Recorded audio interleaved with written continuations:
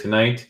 We will get started here in just a minute. I'm going to check a few things, make sure that everything is running okay, and then we'll get you guys up and running. For those of you that are joining us on YouTube, thank you for taking time out of your evening as well. And we will be with you guys in just a moment, so hang tight.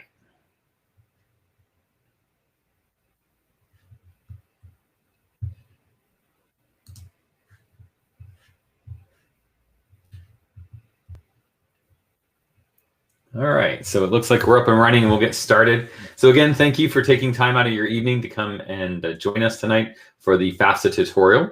This is a webinar that covers everything that you need to know about the financial aid application. A couple housekeeping items before I get out of your way, because no one wants to hear me talk. This is a software program called ClickMeeting. There's probably a lot of you joining us on YouTube as well. So you can see the information stuff on YouTube as well. During the broadcast, we will be taking questions. We'll hold on to those to the end of the broadcast. So we encourage you, as you have questions, as Treve's going through his presentation, just go ahead and type those questions into the chat. If you're on ClickMeeting, you're going to see that chat over on your right-hand side. If you're on the app, you're going to tap and you'll see it then. When you tap, you'll see the chat there, so you can go ahead. And if you want to get started with something, we would love to know where you're joining us from. So we just ask if you would put your high school in there. That just gives us an idea of where in the state people are joining us from. I know some schools have been doing some programs. So if you are a counselor at a high school that's doing a program, if you would just give us a count of how many people are in your room as well, that'll help us just get an idea of how many people we're serving. If you're on YouTube, we're not going to leave you out. We would love to know where you're coming from as well. So if you would like to put your high school in the chat, we'd appreciate that. That's always good for us to just kind of know where in the state we're serving, or where in the country sometimes. It's kind of fun to see some of those financial aid programs last month. So let us know where you're coming from. Last little bit, this is being recorded broadcast on YouTube. So if you have any problems with that, now would be the time to jump out. But your names will never be seen on YouTube, so you don't really have to worry about that. Again, I will be moderating the questions, answering anything that you have. There will be some links in the chat on YouTube and ClickMeeting, so you will want to kind of keep an eye on it there as Treve's going through his presentation. And that is pretty much all I have. So I'm going to get out of your way, and Treve's going to tell you everything you need to know about the financial aid application. All right. Thanks, Jason. As Jason mentioned, my name is Treve Florham. I'm Director of College Planning and Outreach Services for Education Quest in our Lincoln office.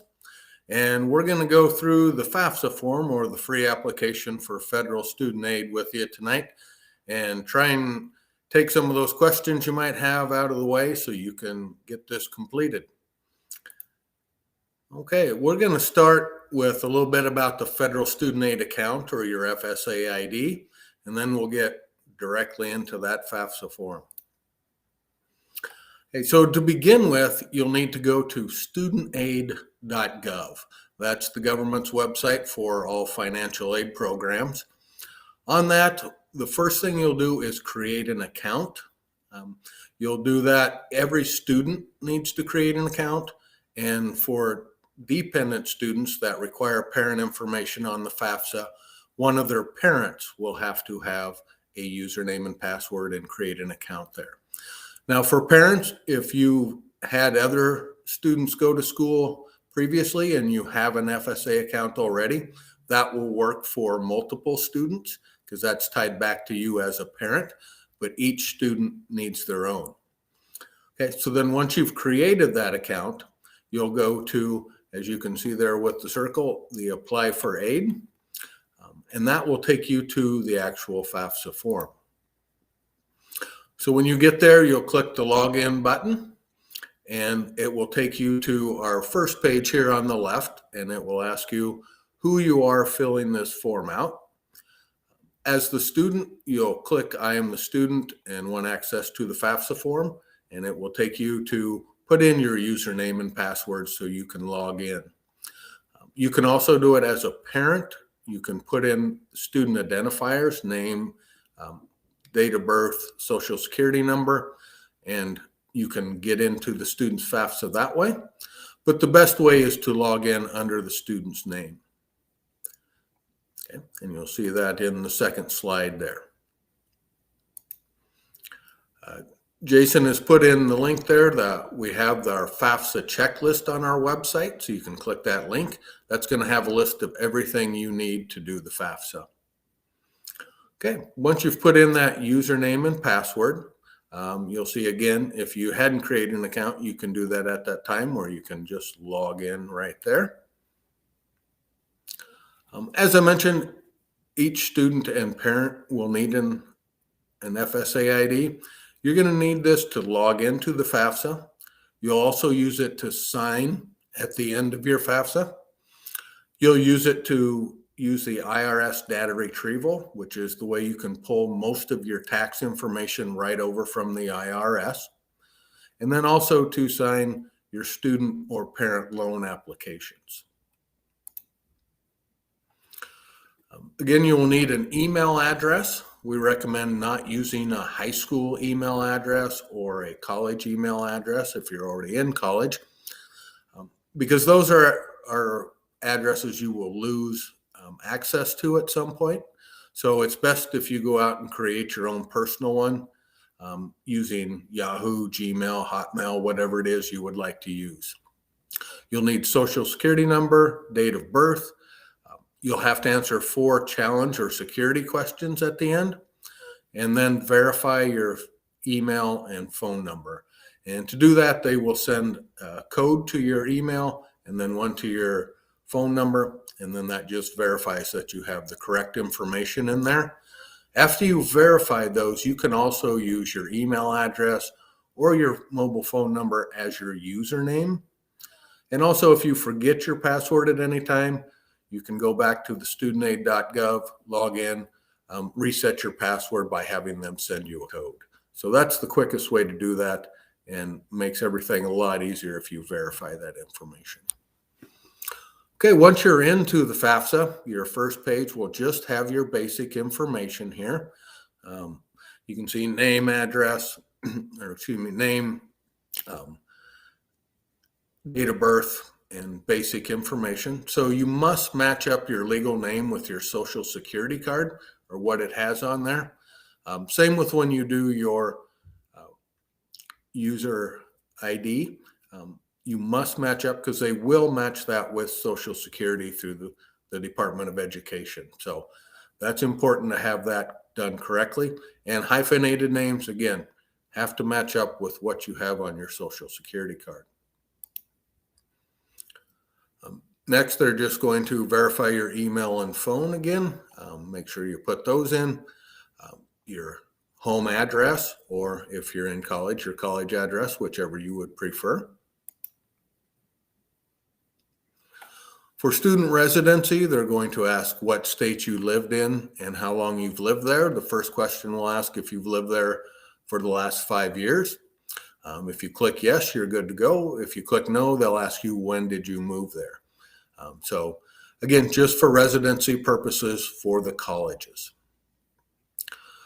They'll then go on to your student education section. So they're going to ask first, do you have your high school diploma, your GED, were you homeschooled? What is your credential for your high school diploma? The next will ask you what degree you will be working on to start with. I know it says bachelor's there, but if you're starting for an associate's degree at a community college and then transferring onto your 4-year, you want to make sure you put associate degree general education transfer program. If you're doing a 2-year program, you can put your associates in there. And then also there are programs that are shorter, diploma or certificate programs. So just mark which program you're going to be going for first. Next, they'll ask you if you have a bachelor's degree as of yet, and then what grade level you're going to be in college. So for any high school students that will be beginning next fall, you'll want to put in first year never attended. Even if you've taken dual credit classes, you want to make sure you put that as I have never attended before for this purpose. Okay. Then they're going to ask you if you're interested in a work-study job. That's a part-time job at the college where you can earn money while you go to school. Okay, next they'll ask about gender. If you're male, they will ask you if you've been registered with Selective Service, and you must be registered with Selective Service to receive financial aid. You can mark yes if you have done that. If not, you'll mark no, and it will give you the opportunity to register through this or have the federal government register you when you submit your FAFSA. Next would be driver's license number and state that it was issued. And then they're going to ask about if you've ever been in foster care at any time. And the next question is about parents' education completion. So that's in there for first generation scholarships. So for college and beyond, they want to know if you have a bachelor's degree. Then they'll have high school or middle school or don't know. So make sure you mark that appropriately. Again, for college, they're looking at a bachelor's degree. A little more of the student eligibility worksheet. They're going to ask if you've had financial aid before. And again, if you're a high school student getting ready for your first opportunity at college, that will be a no. But for returning students, you'll mark that yes, and then they'll ask if you've ever been convicted of an illegal drug offense. Okay, then you're going to have to add your high school. So you'll want to go in there. You can put in the state, the city, and the high school name if you wish. Sometimes it's easier just to put in the state and the city, and you can find your high school because it may not be listed as the way you consider your high school. So just depends on what the official name of the high school is, but you'll want to just mark what high school you are graduating from. Next, they're going to ask you what colleges you would like the information sent to. There are two ways to go about that. Again, you can see on the left side, it will ask you what state, city, and college name. Or on the second one, you can put in, if you know the school's federal ID code, you can put that in. Okay. But if you go back to putting in the state, city, and school name, if you have more than one college you're looking at in the same state, because you can list up to 10 colleges on your FAFSA form to have this information sent to. I found it's easier to put in just the state, and it will list all the colleges in that state. Or if you're looking at many in maybe one city, if you're in a large metropolitan area, you can put in that city, and then you can mark more than one in the drop-down box, and then it will populate all those rather than having to go back in there 10 times to try and find a school in the same state or the same city. Then once you've had your colleges populated, they will ask you what your housing plans are, whether you plan to live on campus, off campus, or at home with parents. And this doesn't tie you to that decision, just gives the school two things. Lets them know how many students to kind of expect in their on-campus housing. And also it's used in the calculation for your cost of education. So there's a different amount figured for on-campus, off-campus, or if you live at home with parents. So again, make the best guess as to what your plan is going to be for the next school year. Next, we're going to ask about student marital status. Again, they have all the options in there: single, married, divorced, widowed, whatever it might be. But for our purposes tonight, we're going to go that most of our students are single. Then they're going to ask about the student's dependents. So does the student have a child that they will support from July 1st, 2022 to June 30th, 2023? So again, this is looking forward to the school year. So if you have a child as a student, again, maybe if you're in high school right now, you are living at home and mom and dad are taking care of the expenses for the child, but they want to know what's it going to be next year when you go to college. Will you be providing at least 50% of the support for that child? If yes, you can mark that and you would be considered an independent student. But for our purposes tonight, we're going to say no, that you don't have a child or other dependents in your household as the student again. Okay. Then these are the additional dependency questions to determine whether or not you need parent information. By age, to be independent, you have to be 24 or older. So that's the first thing. Again, doesn't really apply to our high school students, but if we have some other folks out there that are in college or maybe some adult learners, they're going to ask if you're a veteran or currently serving in the military. Again, this does not count if you're in the Guard or Reserve unless you've been pulled up for active duty other than training. Okay.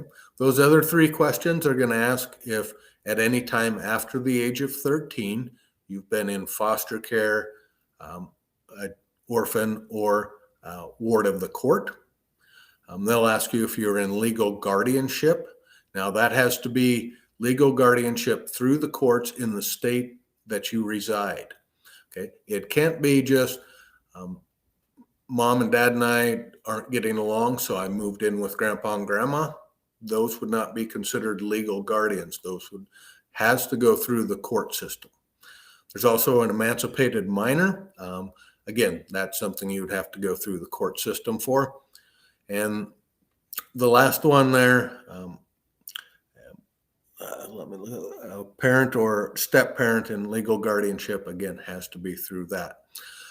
If you do mark one of those, the school is going to require documentation from the court or Health and Human Services in your state, and they will require that document to prove that you are, again, have been in foster care, guardianship, emancipated minor, or what that might be. Okay. And then they have the homeless filter question. Again, this is going to ask if you are homeless or were self-supporting at risk of being homeless youth. And there are certain definitions that go along with that. Every high school in Nebraska has to have a homeless liaison coordinator, somebody that handles this. So if you think you might be in this situation, talk to your school counselor and they can help you out with that. And again, it's not just for students who maybe are living in a car or something like that, your typical thought of homelessness. There are a lot of different definitions for that. And if you do mark yes on that, again, you're going to be required to document that through your high school district homeless liaison, through somebody, agency or shelter or temporary living arrangement that you may have, or transitional living program. So again, has to be documented, and the college will ask you for that information.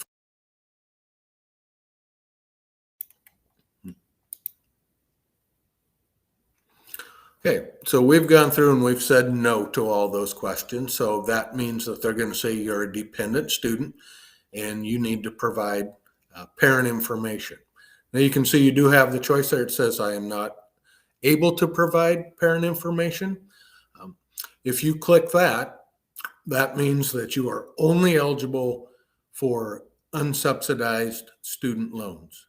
So if you do not provide parent information when you're required to, you can still fill out the FAFSA, but again, only the unsubsidized student loans are available to you.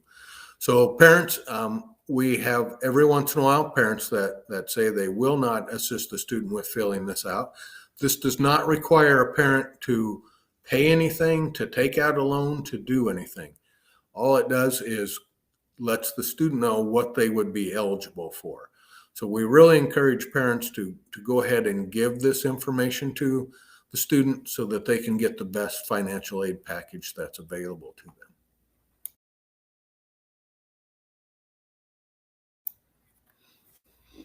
Okay, the next one after that is going to be which parent information do we provide? And again, depending on your marital status, if parents are married and living together, we're going to use that household, mom and dad's information.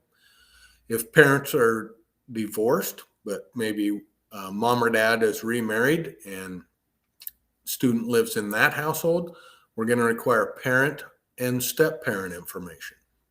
So again, going back to the household that the student lives in. If parents are divorced and the custodial parent is not remarried, then we're only going to use that custodial parent's information. Okay. If parents are biological parents have never been married, we're still going to count that as a household. Okay. And with the divorced parents, the first thing we're going to look at is which student that the parent lived with most. If that's 50-50, they're going to go back to which parent provides more financial support. So again, first step is which parent did the student live with most. Second part is if that's even, we use the parent that provides the most financial support. So again, next they're going to ask you, what is that marital status? And again, married or remarried, divorced or separated, widowed, those types of things, never married or single. And then they'll ask you what was the date of the marriage, the divorce, the widow, whatever that might be. So again, month and year that occurred. So then once we get into the parent information, they're going to ask you to put in Social Security number, name, date of birth. For each parent that we're using here, if we only have one parent that we're using, we only have to put in one parent here. For parents that maybe only have an tax identification number and don't have a Social Security number, you'll want to put in all zeros in this spot. So you can still do the FAFSA, but you will need to put in all zeros if you don't have an official Social Security number. The other part of that is with a student or with a FSA ID or that username and password. If parents do not have a Social Security number, they are not able to get a username and password through the federal ID system. So they'll have to print out a signature page at the end, and I'll show you that here once we get to that section. Okay. Then again, we're going to go through the legal residence question, again, for the parents, just like we did the student. And then we'll look at family size. So the first part here is they're going to ask, other than the student, because we're already counting them, and we count the number of parents based on that marital status question. They're going to ask, how many other children are in the household?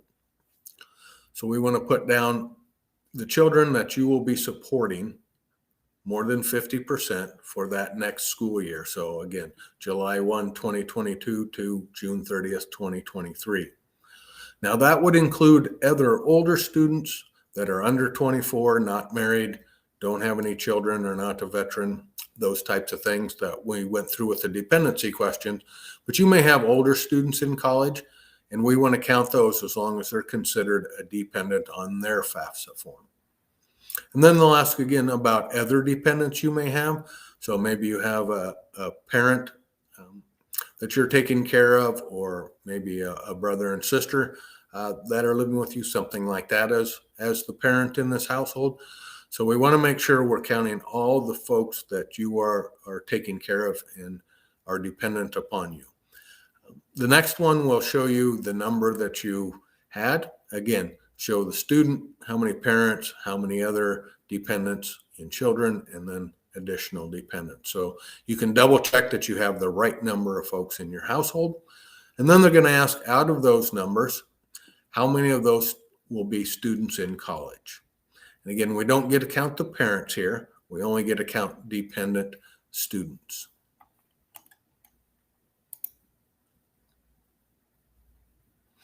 Okay, then we're going to move on to the tax information for the parents. So the first thing they're going to ask is, did you file a tax return? And again, if you check out that FAFSA checklist, you'll see we are using 2020 tax information for the 22-23 school year, so starting next fall.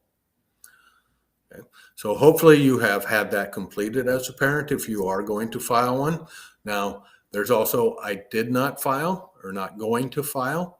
So if you don't file a tax return because maybe you're on Social Security disability or something else, that's okay. You can still fill out the FAFSA. Okay. So it's just they want to know Have you filed? Are you not going to file? Or maybe you've got an extension. You have extenuating circumstances with your tax situation. They do have a will file option on there too. Now, the only way you can use the IRS data retrieval is if you have already filed. So we're going to mark here that they've already completed their tax return. They're going to ask, what form did you use? Again, that's easier these days. There's only the 1040 form. There's no longer a 1040A or a 1040EZ. But they will have the option there if you filed a foreign tax return or a Puerto Rican tax return. So again, could be that. We don't see that often here in Nebraska, but it may come up. So just know what tax return you filed. And then they're going to ask about your filing status. Did you file married joint return, married separate return, single, head of household? What is your filing status on that tax return? Okay. And then we're going to link to the IRS. You can see that there. It will tell you if you're eligible or not, and then you can click to proceed to the IRS site. And this is where we're going to be able to pull that information over for you. Now, first they're going to ask about the parents' FSA ID credentials. So you can see on this one, we had 2 parents, so they're going to ask which one has that in their name. Now, both of you may, that's perfectly fine, but we only need one to fill this out. So you can mark which parent has that. You'll put in that username and password, and then you'll click that continue. It will give you a couple warnings as you go through, one that you're leaving the page and one that, you're accessing a government system only for the reason you should be, which is to get this for your FAFSA. So again, just some warnings to make sure nobody's getting in there for nefarious purposes. Then when you get to the IRS site, you will see this information. So the first thing, you have to put in the address as it appears on your 2020 tax return. That's the important part. It's going to have your name, your social security number, your date of birth, and your filing status. Most of that pulled over from your FSA ID and through the FAFSA there, and then the filing status, how you answer that question. So you'll put in the address as it appears on that tax return. Okay, so it has to be just the way it is on there. And also with your name, it has to be the same as it is on your tax return as you filed. So if, I go by Bob, but my real name's Robert, and I put down Bob on this, I have to make sure it says Robert as it does on my tax return. So again, back to making sure you're using that full legal name or however you did file on that tax return. Then once you've filled that section out, you'll hit the submit button. And if everything goes right, you will see a page that looks like this, and it will tell you all the things it's going to pull over. You'll want to go to the little box there on the left of that Transfer Now button. You'll click that, and that will light up the Transfer Now button to blue, and then you can click that, and it will transfer that tax information over to your FAFSA and take you back to your FAFSA form. Okay, now, not everybody is able to use that IRS data retrieval. Again, if you haven't filed, or maybe you had to file an amended return, sometimes that can cause problems. Or sometimes, again, just through some sort of error, it's not going to work for you. One thing we see a lot of times is that maybe parents since 2020, since they filed, have separated or divorced, and we're only going to use one parent's information. We're not able to pull over just that parent part of that tax return. It's going to pull that whole one over. So if you marked that you were divorced and filed, but you had filed together, they're not going to allow you to do that. You'll have to go through manually and do that. That's one thing we can really help you with if you want to talk with us at Education Quest. We know how to go through and separate out income and what things they're going to look at on there. So if you're in that situation, I would recommend that you contact us at Education Quest, and we'll have that contact information here at the end. So if you do have to put it in manually, you can see there it will ask for adjusted gross income, and it will tell you exactly what line on your 1040 form that they want you to look at and put in.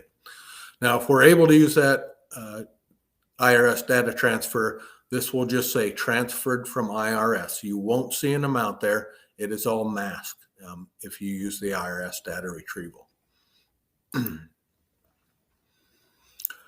The next question is going to be parent income earned from work.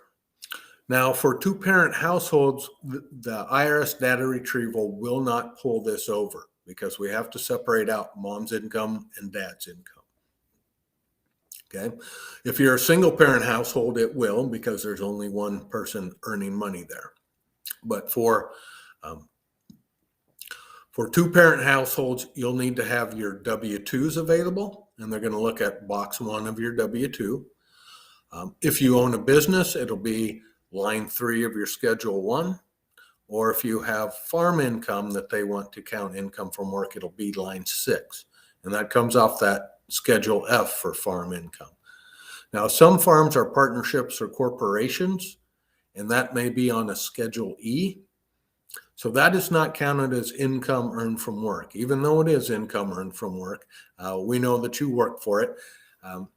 But because of the way it's taxed through a partnership or corporation, we don't want to list that here.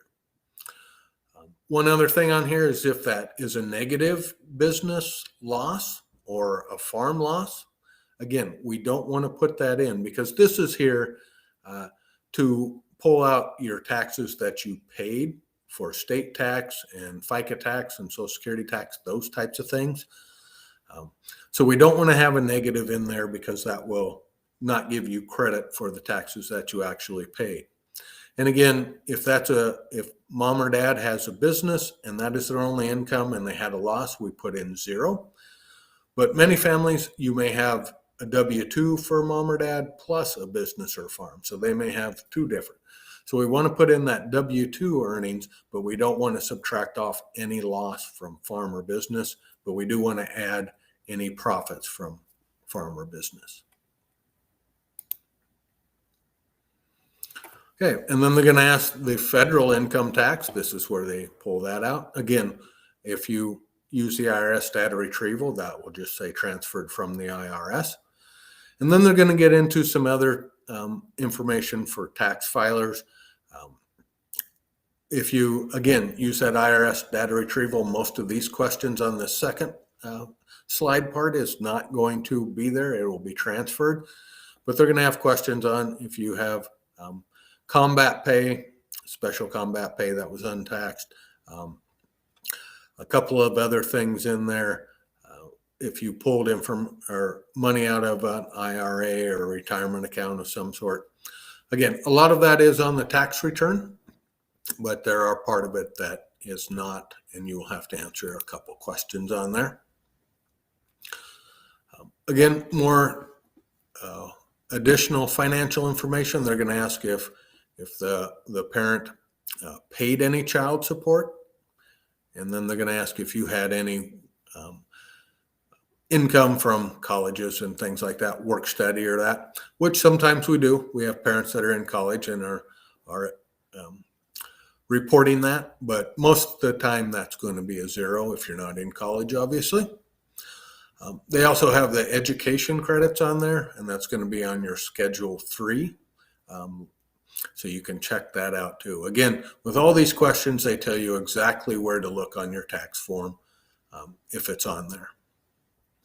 For parent untaxed information, again, this is going to be child support received, and it's going to be for 2020.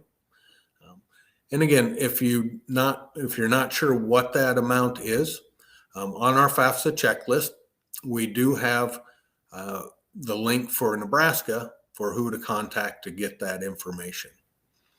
The next question on there is if you have income from or earnings from work that are through like clergy or military or something like that, additional income there, paid for your housing, food allowances, things like that. That should be on your W-2. One other thing we see all the time, and again, you need your W-2s, is contributions to retirement for the year. So they are going to look at what you contributed to a retirement account. whether it's an IRA, a simple plan, an SEP plan, or a 401k. So you want to make sure you're checking that out. And again, tells you where to look on your W-2s for that or on your tax return. Then they have, again, disability, death pensions through the military or workman's comp, things like that. Disability benefits. Now, on the disability benefits, we don't want to list Social Security disability on there. That would be something like an insurance disability that you receive, but we don't list Social Security disability on this section. Okay. Then they're going to go into the parent assets. Again, they do have skip logic in here, so not every question parents will see. Sometimes they'll ask that you can skip asset information. And again, that's based on the way you've answered questions previously on the FAFSA here.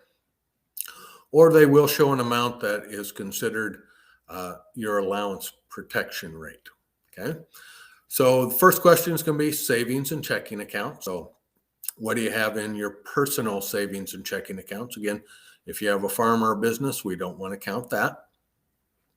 Next is going to be investments. Now, under investments, they're looking at CDs, stocks, bonds, mutual funds, money market accounts, 529 plans. A couple of things with that. They don't count retirement here. So again, they looked at the contributions on the last page, but they're not going to look at what you have accumulated in your retirement as an asset. Okay. With the 529 plans, a couple of things on that. Those are custodial accounts. So they would be listed, if a parent has one for their student, would be listed here on the parent section. It is not considered a student asset. It's considered a parent asset.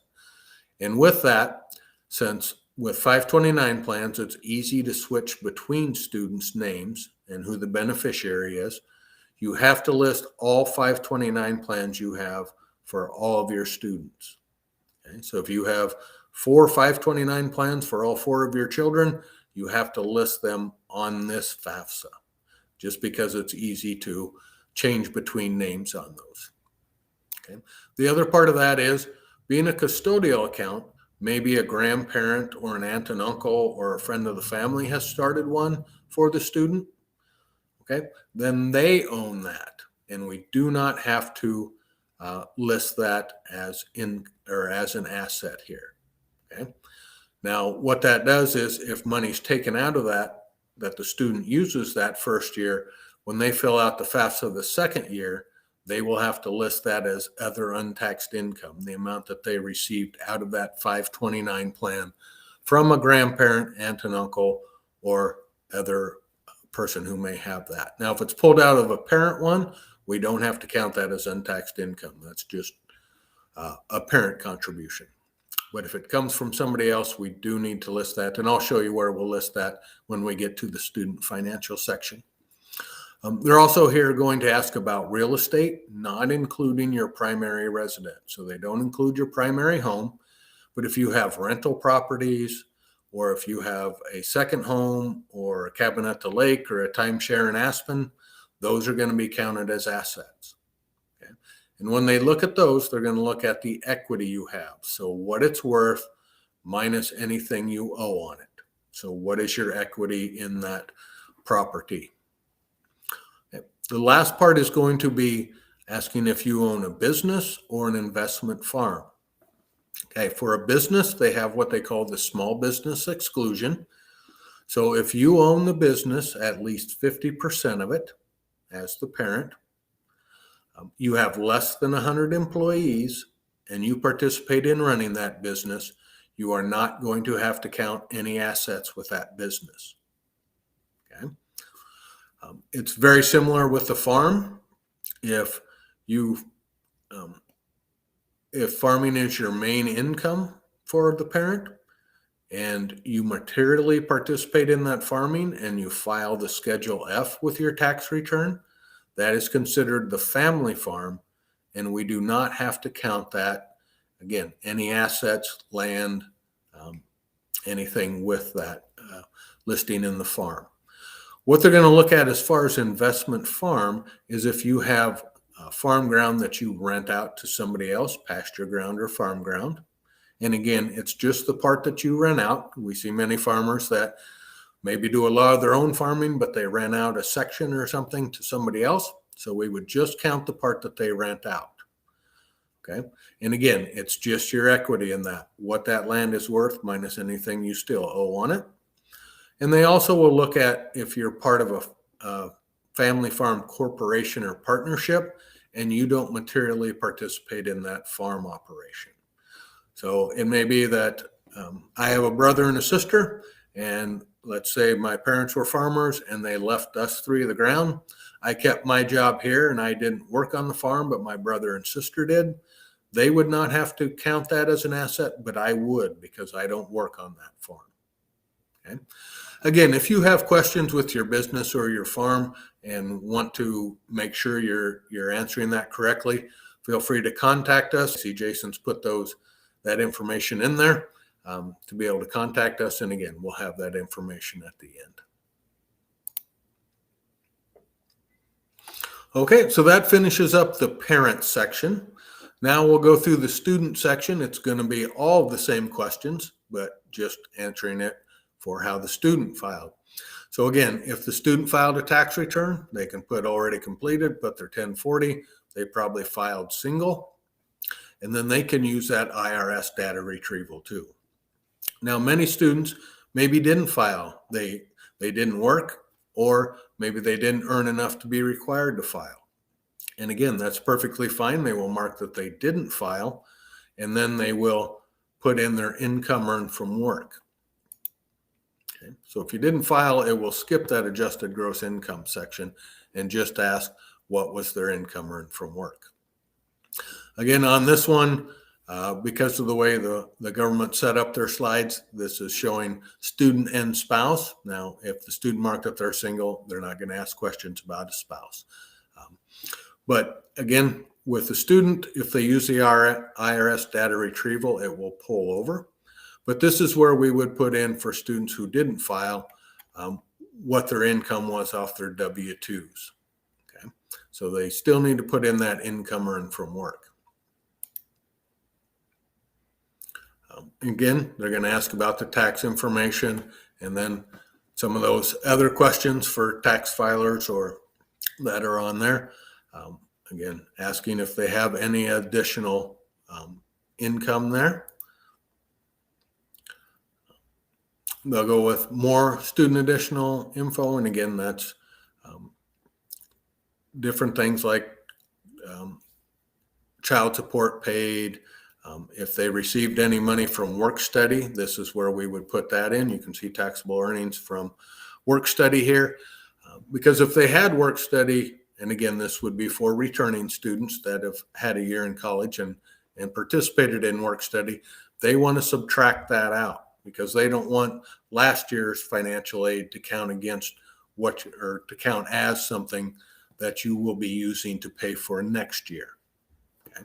So that's where they subtract out the work study earnings for the student. And again, they're going to go through those same questions if the student has untaxed income here. And this last one here, that's the one where it says other money paid on the student's behalf from somebody other than parents.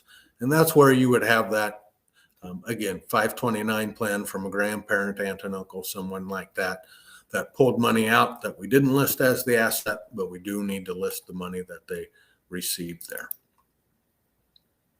Okay. Then we're going to do the student assets. And again, just like the parent assets, savings and checking accounts, if the student has any investments, CDs, stocks, bonds, mutual funds, things like that. And that will finish up that section of the student. After that, well, we don't have preparers unless you're paying somebody to help you. We at Education Quest don't charge anything, so we don't have to fill that out. And you as a parent are not a preparer either. Then you're going to get to the FAFSA summary. This is just going to have all your questions and answers on here. They just want you to review this one more time before we get to signing the FAFSA and submitting it. So once you get to the signing section, they'll do one for student, one for parent. So they'll have all their legal information there about you're signing this and what you're committing to, and making sure you know that it's okay to make a mistake. It's just not okay to intentionally make a mistake. So mistakes are made all the time. You can go in and correct those mistakes later on, but this is just letting you know that if you intentionally make a mistake, you may be in a little bit of trouble there. And then you'll click here down where we have the student box there. So you click on that and then click to sign the FAFSA form. So that'll be the student first. Then we'll go on to the parent. And again, you'll see this after the student signs. And then again, which parent has the FSA ID or the username and password in their name, parent 1 or parent 2. You'll click on that, get that same information, and then sign. Now this is where, again, maybe you don't have a parent with a social security number and they can't get that FSA ID. So they'll click that other options for signing. They'll be able to print off a signature page and they'll be able to sign that and mail it in. Okay. So if you don't have a social security number and can't get that FSA ID, that's where you'll go about that. Okay. And then once you filed, you'll get your confirmation page. It will let you know what's going to happen next about receiving your student aid report and double checking everything, that your information has been sent to the schools. It will have a little bit of school information there. You can see graduation rate, retention rate, and transfer rate for the schools that you've listed. It will also let you know what is known as your expected family contribution, or what they think you can pay based on the way you filled out the FAFSA with your income and assets for parents and students, and number in college, household size, all those things go into it. Doesn't mean that you have to pay what that expected family contribution is. It's just the number that they use to determine what the student would be eligible for. Okay. It will also let them know if they have Pell Grant eligibility and then how much they can borrow in student loans as a student. Okay, as I said, you'll get that student aid report. It will be an email sent to the student a few days after filing the FAFSA. They say 3 to 5 days. We usually see it a little quicker than that. Again, it confirms it was processed for you and sent to your colleges, lets you know that EFC, and then lets you know if you're selected for what's called verification. If you are selected for verification, the school will ask you for additional documentation of your FAFSA information. Okay. If you use the IRS data retrieval, they won't require you to give tax information, tax returns or W-2 information. They may have some additional paperwork they need from you. Again, if you're selected for verification, it doesn't mean you did anything wrong or had a mistake or anything like that. It's just that schools are required to do a certain percentage of their students to audit them, to make sure they can go back to the federal government and say, see, we're doing this correctly. So it's just making sure that the schools are doing their due diligence and the government's doing their due diligence. Hey, we do have some more webinars coming up, a FAFSA follow-up, so we can talk about that student aid report, what to do with verification, what goes on with that. We'll also have award letter information, things like that. So you can see November 2nd, November 17th, and November 22nd, we'll be doing those. We also have a Spanish one available on November 9th. And again, you can sign up for those at the eqf.org/webinar.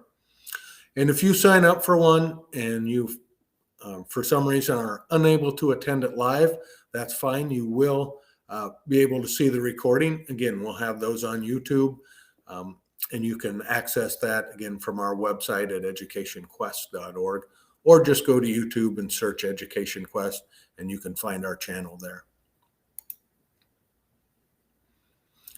Okay, so I'll bring Jason back here. Those are, again, our Omaha, Lincoln, and Kearney and Scotts Bluff offices. You can call the office nearest you to have questions answered for your FAFSA, or to set up an appointment to get your a virtual appointment to get your FAFSA help with one of our specialists, and they can walk you right through that and make it a lot easier process for you.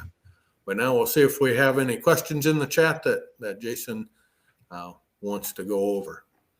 Yeah, we do have a couple questions. That was some really good information. So we only have a couple, I guess. So we'll see if more come in. If you do have any questions on YouTube or here in Click Meeting, our webinar software, just make sure you put it in the chat and we'll get those questions answered for you. Tree, first one, pretty straightforward. When filling out the FAFSA, does each parent need an FSA ID, or is it just one parent? Just one parent needs one. Now, it's okay if both of them do, because maybe one parent's at work when you're filling it out or something, but only one is needed. Only one parent has to sign the FAFSA. And then kind of on the same line, the other question that we had was about parents' information on the FAFSA when it's required. And I'm going to try to summarize this because there's a lot of details we don't want to put out there. But basically it's asking what happens if the parents cannot be found. How does the student fill that out? Okay, if the parents cannot be found and they're still living and just don't have contact with the student and haven't had for a long time, if the student's in a foster care situation or is in legal guardianship, then they'll answer those dependency questions. Or if they're an emancipated minor, they'll answer those dependency questions, and that will automatically make them independent. Now, if they're not in any of those situations, they haven't gone through the courts for any of that stuff, the colleges have something called professional judgment. Okay, so if there's, what they look at on that is usually abuse, neglect, abandonment, something along those lines. And the schools can say, okay, this isn't a good situation for us to try and get your parent information.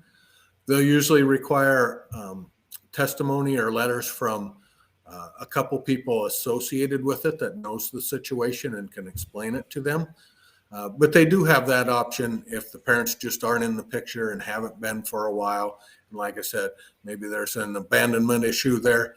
The schools have professional judgment that they can adjust that and make the student independent, where they wouldn't require parent information, but you would have to contact the college financial aid office at each college you're considering to let them know and get that documentation to them. So that's that kind of catch-all. You know, it doesn't meet one of their little boxes inside the FAFSA, right? Correct. They give a little bit of leniency there to the colleges to see those situations because, you know, again, we know not everything's cut and dried, and some things, don't fit the few questions they have on there. So the colleges have a little flexibility to help students in those types of situations. So we have a question about 529 plans, and they want to know that if a grandparent owns the plan and the parent is listed as a beneficiary, do they report it as an asset? Okay, if the grandparent owns it and the parent is the beneficiary instead of the student, no, you would not list that on a FAFSA. Okay, because the parent is the beneficiary, so it really has nothing to do with the student, and it's not owned by the parent, it's owned by the grandparent. Okay, now if they pulled money out of that, it would have to benefit the parent going to college and college expenses, not the student. They would have to switch that name over from the parent to the student to be able to pull that money out and use it for the student. And then we would go back and list it as untaxed income on the next year when they did the FAFSA. It still would not be an asset if it's owned by the grandparent. So I'm glad they asked this question, because this is a question that I see on our social accounts a lot, and I'm sure I'll still see it on our social accounts, but we'll get it answered here in the webinar. And that is, when you're filling out your FAFSA, do you have to apply and be accepted to the school before you add them to your form? Okay, no, you do not. You can add up to 10 schools on there. You do not have to apply and be accepted to have your FAFSA sent there, but you do have to apply and be accepted before the school financial aid office will do anything with your financial aid information. So you can have it set there, but if you haven't applied and been accepted, it's just going to sit there in their computer system. They're not going to put together a financial aid package for you because they don't even know you're coming there. So while you don't have to have it done first, you want to do it as soon as possible after you've sent that FAFSA. Perfect. So a good follow-up question to that then is, what if they change their mind? Or what if they find out later that they kind of actually want to go to the school that they didn't put on their FAFSA? Are they able to forward that over to them? Do they copy it and mail it to them? What's that process look like? Okay. Yeah, great question. It's an easy process. They'll log back into their FAFSA information, and there will be a link on there after they've filed and got their student aid report back that says add schools or make corrections. So if you need to add a school, you can do that at any time. Go back in, log back into the FAFSA using the student username and password. And you can add a school very easily and have it sent there right away. It takes just a couple days to get it there, just like it would process the first time.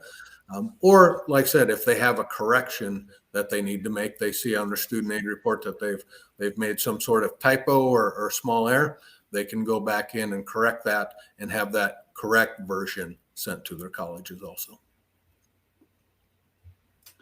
Well, I have one more question. I don't see anything else coming in, but if anyone does want to submit questions, this may or may not be the last one. Treve, the question is, when is the FAFSA due? When is the FAFSA due? Well, we always say as soon as possible. There's not a deadline other than June 30th after they've taken their classes. So you can do it at any time during your school year while you're in college. It opens October 1st.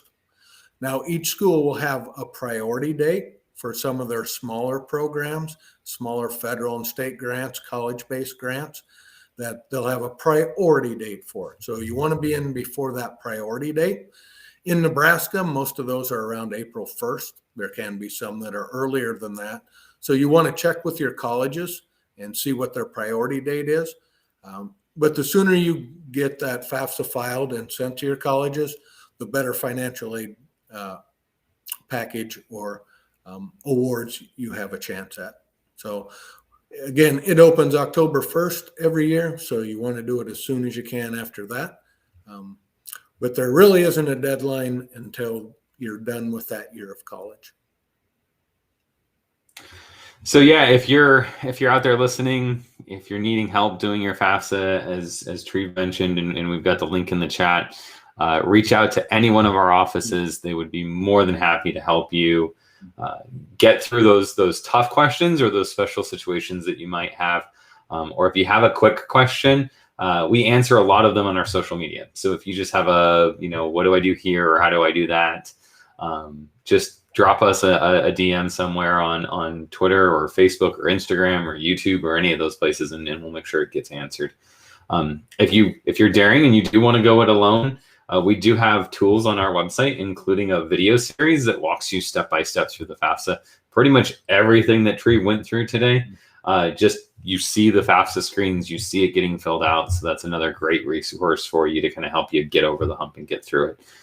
But as Treve said, it's really a pretty straightforward thing. So we encourage you to get out there and get that done as soon as possible.